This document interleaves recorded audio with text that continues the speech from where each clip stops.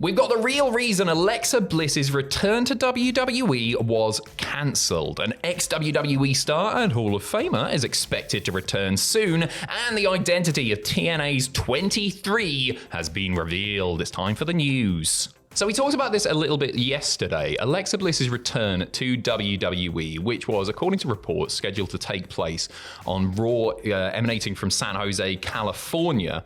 That was cancelled. That obviously didn't happen. PW insiders' sources at the time claiming that the issue stemmed from a contractual disagreement. We've got a bit of an update on what went on there. So in an update from PW Insider Elite, it was revealed that Bliss had been pushing for a new contract with new terms, with WWE meanwhile insisting that she returned under her existing deal, which was of course extended to account for her time away from the company. So yeah, she was initially going to come back on the 13th of January on that episode of Raw from San Jose. However, just before the San Jose event, Bliss's representatives, they contacted WWE and they requested to renegotiate her contract prior to that return. She's seeking a new deal with enhanced perks, but WWE said no, they refused, and then cancelled her return plans. They froze all creative ideas involving her character, and then interesting timing, obviously, because we've now seen the Wyatt 6 drafted over to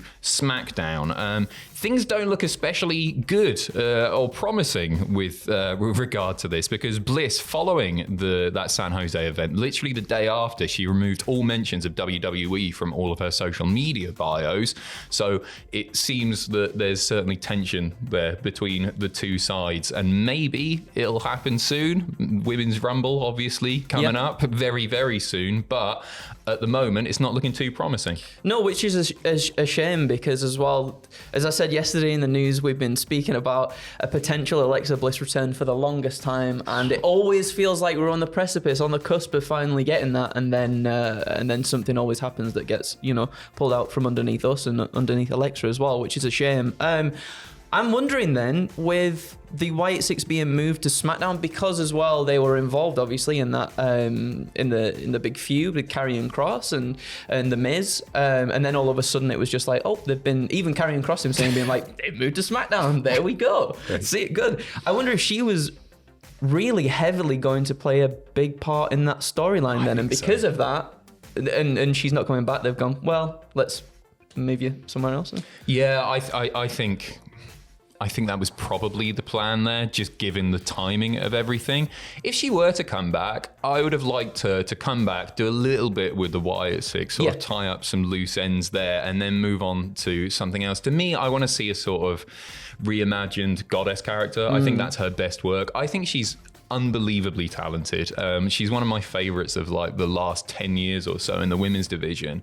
I think as far as character work goes, I literally think she's like the best WWE have had in ages, and the creative hasn't always been amazing, it goes without saying, but Alexa Bliss gave so much. Whatever character, whatever version of her character she was playing, I think she was excellent, and like I truly do think that she's like quite underrated, and her matches like improved massively as well. It's like she's really, really strong in the ring. I just enjoy watching her. I think she's really, really unique, and I do truly miss her. I miss seeing her on WWE TV.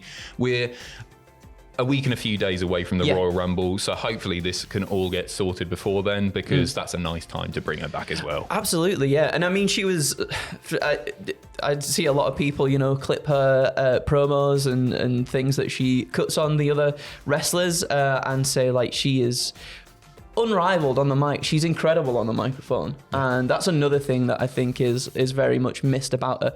We're getting into a period now, I guess, as well, where a lot of the younger talents and maybe the less experienced talents from NXT are coming up too. It's always nice we're getting our Becky back, our Charlotte back, but like the minds that and the people that have been in it for a long time and have really grown and come into their own, and I think it's important to have those people also come back and help the newer talents too. So Alexa being in there is not a bad shout either. No, fingers crossed. Sticking with WWE, an ex-WWE star rather, is expected to return soon. So cast your minds back to that Raw premiere on Netflix. Nikki Bella there in the crowd, getting one of the pops of the night alongside Macaulay Culkin, obviously. of course. She got a massive pop from the crowd, and then she went on the Nikki and Brie show, saying that she and WWE very much mended fences, and she said that she was happy to be back home in the company.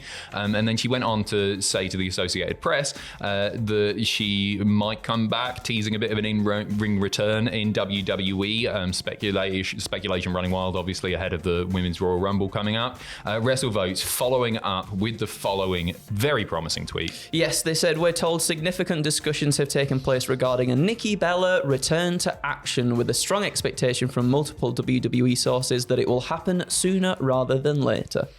You want to talk about underrated? I think Nikki Bella is. I think a lot of fans, hardcore fans, really turned on her because she was obviously like Vince's favourite, and she was booked very strong. Yes, it's fair to say. But in the ring, she's really bloody good.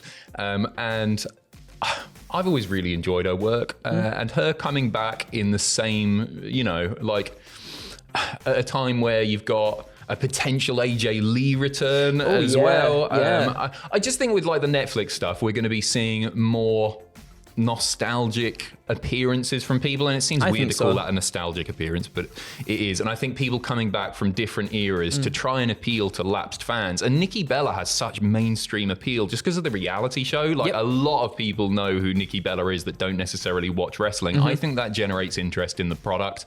And her most recent return as well, like when she was doing the stuff there, I thought it was really strong. Yeah, like I think you're absolutely right. I do think it feels like WWE, in other reports and stuff that we've heard before about, maybe Mick Foley, but the fact that we've got John Cena, we've got CM Punk, and like all these people from like a time when there might be lapsed fans now who don't necessarily watch, but like they know the bigger names, as you say, Nikki Bella doing more of the reality stuff as well, which is going to catch the attention of another demographic of people as well who might not necessarily know too much about wrestling. With it being on Netflix, there's more of a chance that people will tune in and it's so accessible. Yeah, absolutely. That's it, isn't it? You want those people there, and if somebody boots up their Netflix home screen and they see, let's say she sticks around up till WrestleMania and she's on a few episodes of Raw, if you put her on that thing, that might get a few people interested who otherwise wouldn't watch Raw.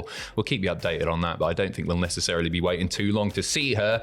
Over to SmackDown now, and a major Bloodline plans update. During WrestleVotes Radio on Sportskeeda's Backstage Pass Patreon, it's been noted that the faction now known as the Bloodline are no longer going to be referred to, at least on TV, as the Bloodline. It was said in a significant storyline update, we can confirm that the plan as of now for the grouping of Solo Sikoa, Tonga Loa and Tama Tonga is to no longer be referred to as the Bloodline. It seems as though WWE is moving away from the heels using that name, as Roman's name is but now back to being Tribal Chief. So yeah, pretty big update there. I wonder if this is the start of the end for that heel unit, the Bloodline 2.0, whatever you want to call them, as a faction.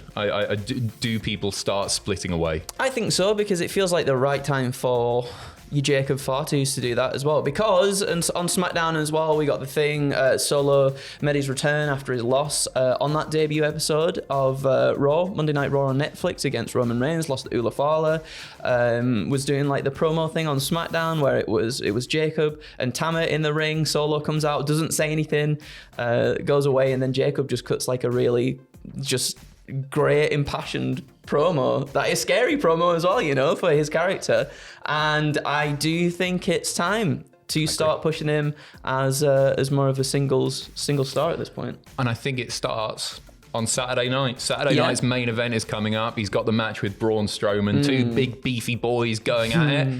Honestly, I want Jacob to absolutely murder that man. I want it to be a glorified squash, to be honest. And against someone like a Braun Strowman as well, who is so big, and who in WWE has been presented as, one of the strongest people that they've ever had on their roster. Yep, former world champ. And for Jacob to absolutely demolish him, I think would be so impactful, and the start of a proper singles push for that man. They've obviously got big things in the future for him, but killing Braun Strowman. Go on, it'd give be it to me. good. Speaking of Saturday night's main event, I'm going to be live with reactions on this here very beautiful YouTube channel, youtube.com/cultaholic/live. You can set a reminder right now. We finish off with TNA's 23. You'll remember these vignettes that have been airing, of course. Lots of people speculating that 23 was Baron Corbin because 2 is B. In 3, the alphabet. But actually it was the date, and it wasn't Baron Corbin, who's no longer Baron Corbin. No, he's the Bishop now. He's Bishop. I was going to say Danny Dyer then, and I got Bishop Dyer. That's what it is. It's Because I was thinking Dyer. I was thinking Danny Dyer. It's a Dyer name. It is. I don't mind it. It was revealed last night that 23 wasn't Baron Corbin or Bishop Dyer. Instead, it was the wonderful Mance Warner. So after weeks of vignettes, the teasers were ended with Stephanie DeLanda interrupting Sami Callihan. It's also been revealed, and I think this is really bloody good. DeLanda is now the TNA Digital Media Champion because she won that title in a divorce from her storyline husband, of course, PCO. So that belt's not going anywhere. We thought that might be retired, but no, that is going to continue. And then she introduced Warner as her boyfriend, Warner laying out Callahan, and then they made out, and it was lovely to close the segment. So he's a very, very talented guy. Obviously is a former GCW mainstay. He dropped the world title at this past weekend's event, and it looked like, oh, maybe he is on the move. It looks potentially like TNA have signed him, and that he might be a TNA guy moving forward, and he's great. I'm looking forward to that. I think it's a great signing. Yeah, absolutely. He's kind of got it all in terms of he's got that like grittiness that a John Moxley has about him, but he feels like a little bit more polished at the same time. I don't know how to quite, not that I'm saying John Moxley isn't, but he's kind of like a good all-rounder. And not that I've seen too much of the heel stuff that he did in GCW as the world champion, but like people always really talk about that as being something special. And it looks like hopefully he's carrying that into TNA as well. Certainly one of his sort of biggest stages. Obviously he's had a few matches for AEW, and he won the match, the Ric Flair's last match, Battle Royal as well, and then had the match with Moxley. But like if he's there in TNA, it's a consistent big stage for him, and I think like bright future for the guy. Absolutely. I totally agree. I like that grittiness. He sort of reminds me. There's a bit of like Tyler Black in him. So his indie days there. He's sort of a little bit reminiscent of that, but yeah, he's great anyway. Anyway, that is 23. I've been Adam, this has been Andrew. Remember to set that reminder, and we'll be back with more news very, very soon. See you in a bit.